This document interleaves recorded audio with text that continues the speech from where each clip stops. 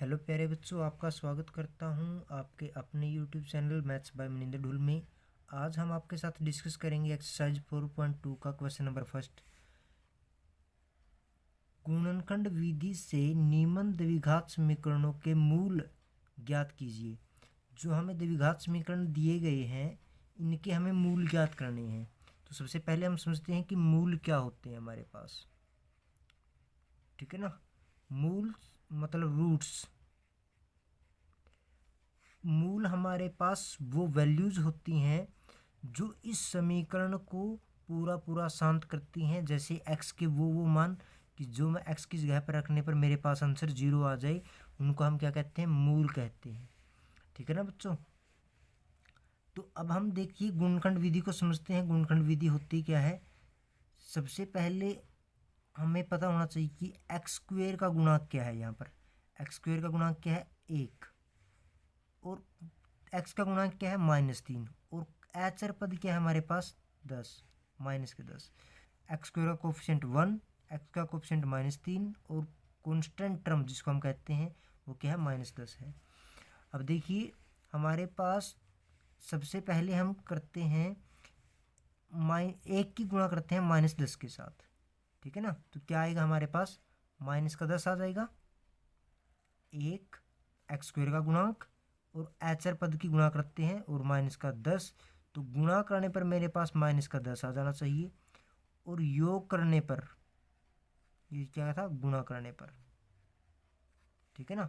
और योग करने पर या फिर घटाने पर, मतलब जोड़ने पर या फिर घटाने पर हमारे पास जो x का कोफिशिएंट है, x का कोफिशिएंट क्या है? -3। तो ये आ जाना चाहिए। अब हम 10 के क्या करते हैं? गुणनखंड करते हैं। 2 पे भाग करते हैं तो 5 आ जाता है, 5 पे भाग करते हैं तो 1 आ जाता है। इस प्रकार से हमें हमारा जो लक्ष्य है वो एक बार तो -3 है और गुणा करने पर -10 आ जाना चाहिए। हम पहले इनके साइन को छोड़ देते हैं, निशानों को छोड़ देते हैं और 3 और 10 को देखते हैं कि किस प्रकार से आ सकते हैं। देखो गुणा करने पर तो 10 आ ही रहा है। अब 5 में से 2 घटाऊं तो मेरे पास 3 भी आ जाएगा। लेकिन हमें बड़े वाला क्या चाहिए?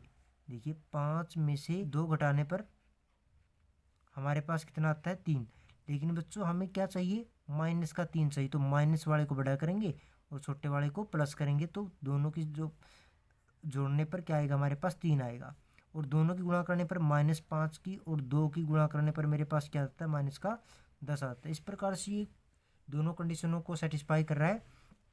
तो हम इनको यहाँ पर लिख देते हैं एक्स स्क्वेयर माइनस के 5x और प्लस के 2x -10 बराबर 0 के आ जाता है। ठीक है।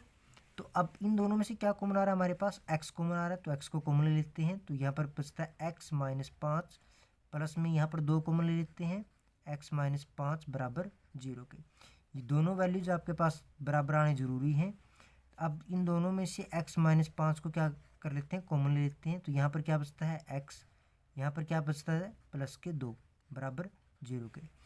अब दो संख्याओं की गुणा हमारे पास 0 के बराबर है। इसका मतलब या तो पहले वाला 0 होगा या फिर दूसरे वाले की वैल्यू क्या होगी? 0 होगी। अब यहाँ पर x की वैल्यू क्या आती है? +5 और यहाँ पर x की वैल्यू क्या आती है? -2। इस प्रकार से +5 और -2 आपके पास क्या है? जीरोज हैं, रूट्स हैं, मूल हैं आपके इस समीकरण के। ठीक है ना। तो इसका पार्ट नंबर सेकंड पे चलते हैं।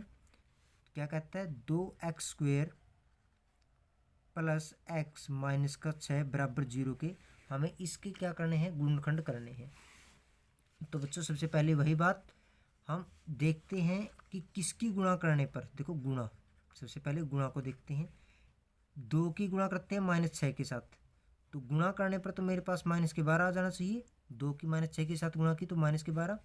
और योग करने पर, योग का मतलब जोड़ करने पर या फिर घटाने पर, ठीक है ना, घटाने पर मेरे पास क्या आ जाना चाहिए? x का कोफिशिएंट, मतलब x का जो गुण, जो x के आगे जो वैल्यूज है यहाँ पर क्या है? 1 है।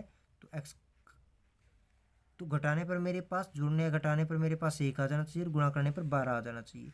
तो 12 के गुणनखंड करते हैं पहले। 2 पे 6, 2 पे 3 और 3 पे 1। देखो बच्चों यदि दो मेरे पास 1 और 12 मन में घूम रहा है तो 2 दूनी 4, ठीक है ना, और 1 क्या आ रहा है हमारे पास यहाँ पे 3, ठीक है ना। तो गुणा करने पर तो 12 आ रहा है, लेकिन हमें माइनस का 12 चाहिए तो एक संख्या को माइनस करना पड़ेगा, तो माइनस का 3 कर देता हूँ। तो गुणा करने पर मेरे पास माइनस के 12 और प्लस का 4 है और माइनस के 3 है, तो मेरे पास क्या बच जाता है, प्लस का 1 बच जाता है। तो यहाँ पर लिखते हैं उनको 2x²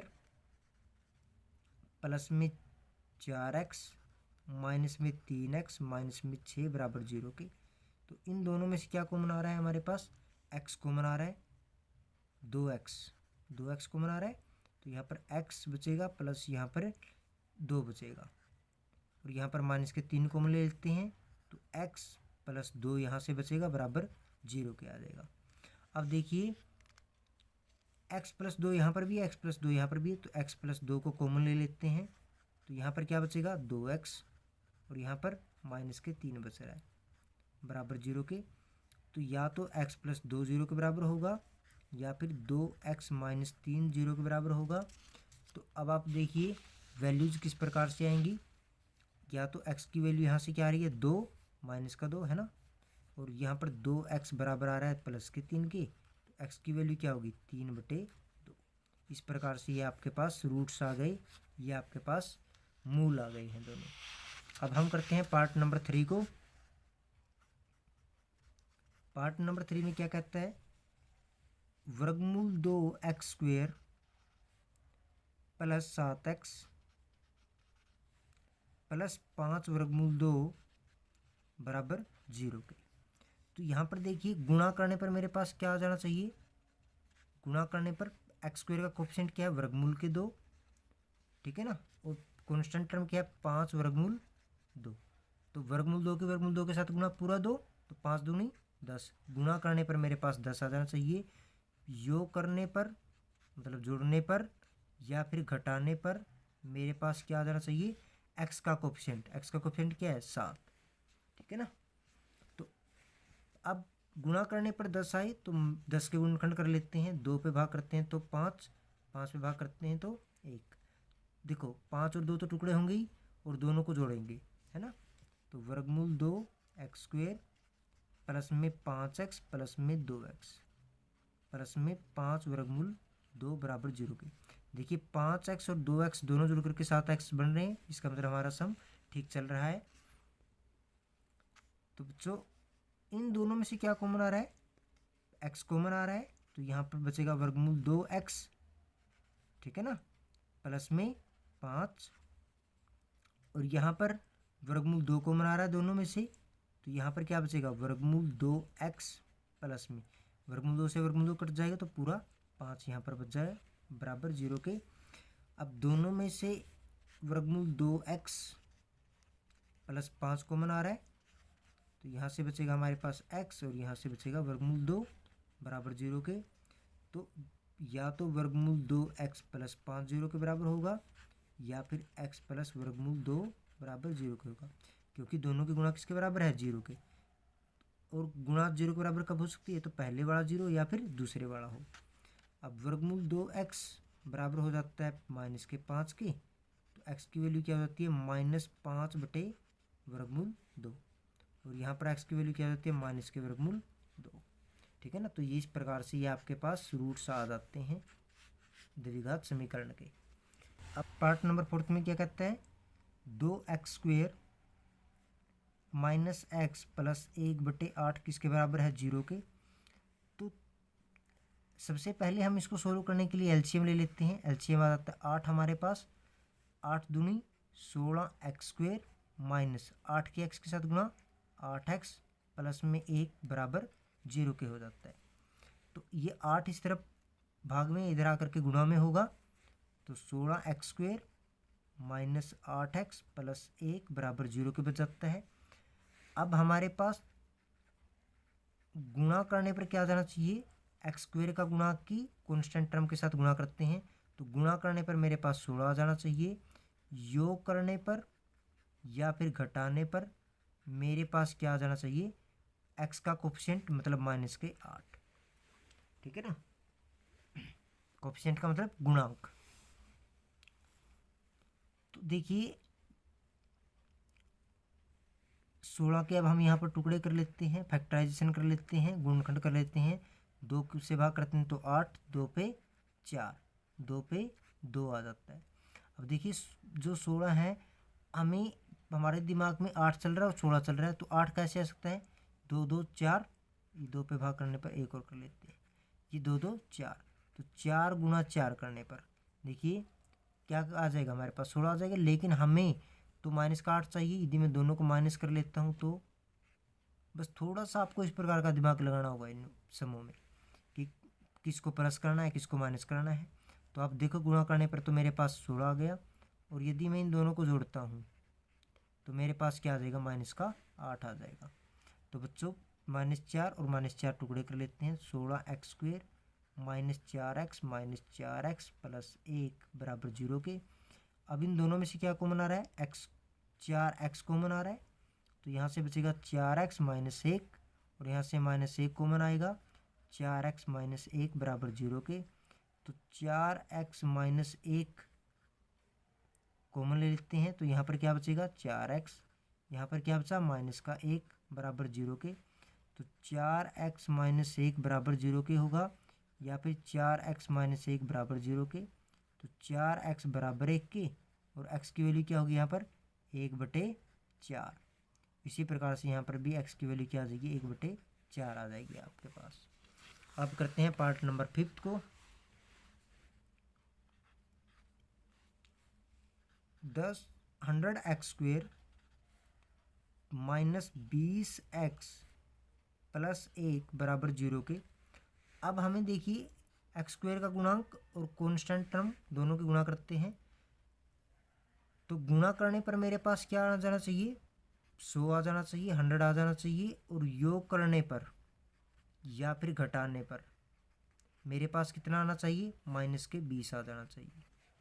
ठीक है, तो 100x², तो हम इसके टुकड़े करते हैं पहले तो 100 के टुकड़े करते हैं 2 पे 50। वैसे भी आप सोच सकते हो कि 10 और 10 टुकड़े होंगे इसके, है ना, -10 और -10 गुणा करने पर वही 100 आ जाता है, और जोड़ने पर हमारे पास 20 आ जाता है। यदि आप ऐसे गुणनखंड करना चाहते हो तो ऐसे भी आप सोच सकते हो, नहीं तो सीधा दिमाग में आ रहा है तो सीधा लिख दीजिए, माइनस में 10x माइनस में 10x प्लस में 1 बराबर 0 के। देखिए जोड़ते हैं तो -20 और गुणा करते हैं तो 100 आ जाता है, हमारे पास 100 आ जाता है। इन दोनों में से क्या कॉमन आ रहा है? 100 कॉमन, 10 कॉमन आ रहा है, 10x, तो यहाँ से क्या बचेगा? 10x - 1, माइनस का 1 कॉमन यहाँ से ले लेते हैं, तो 10x - 1 बराबर 0 के यहाँ से बच सकता है। तो 10x - 1, यहाँ पर भी 10x - 1 है, तो 10x - 1 को कॉमन ले लेते हैं, तो यहाँ पर क्या बचेगा? 10x, यहाँ पर माइनस का 1 बराबर 0 के। 10x - 1 बराबर 0 के है, या फिर 10x - 1 ये भी बराबर 0 के। तो 10x जो होगा हमारे पास 1 के बराबर आ गया है, तो x की वैल्यू क्या होगी? 1/10। इसी प्रकार से यहाँ पर भी x की वैल्यू क्या आएगी? 1/10। इस प्रकार से ये आपके पास दोनों मूल आ जाते हैं इस द्विघात समीकरण के। Thanks for watching my video.